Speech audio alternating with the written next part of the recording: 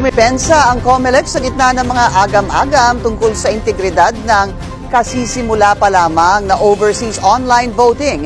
Giit ng poll body, dumaan ang sistema sa patong-patong na tests.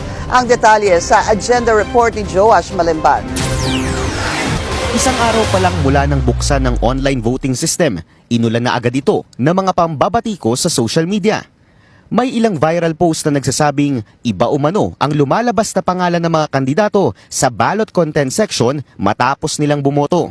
Kaya ang iba, hindi mapigilang magkaroon ng agam-agam kung mayroon bang dayaan sa first ever internet voting para sa overseas voters. Pero paglilinaw ng COMELEC, ang mga pangalang lumalabas sa ballot content section, hindi nangangahulugan na iyon ang binoto mo. Pag pinindot po kasi nila yung QR code, ang lalabas po doon, hindi na yung pangalan ng mga kandidato na kanila pong binoto.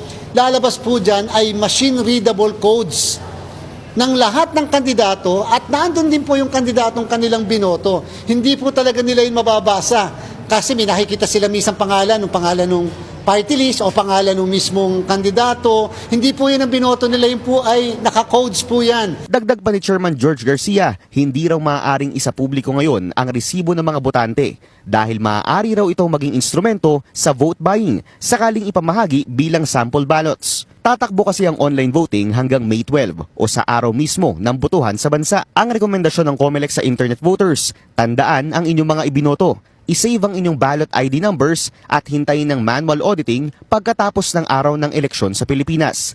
Dito raw kasi mache-check kung talagang tama ang mga botong na itransmit ng online voting system papunta sa central server ng COMELEC. Depensa rin ng poll body, kasama nila ang iba't ibang election watchdogs tulad ng NAMFREL at PPCRV sa pag-aaproba ng bagong sistema ng pagboto para sa overseas Filipinos. Dumaan din daw ito sa patong-patong na security testing para masigurado na walang magiging dayaan. Kaya naman panawagan ng komisyon sa internet voters. Sana po mapagbigyan naman ng ilan dito pong ating internet voting sapagkat kaawa-awa po yung kalagayan. Sabi po natin, wala dapat maiiwan dito sa botohan. Di ba sinabi po natin, wala dapat madidisenfranchise ng mga kababayan natin. Ito po ang pagkakataon natin na makaboto. Gamit lang ang internet, siguradong makakaboto po tayo.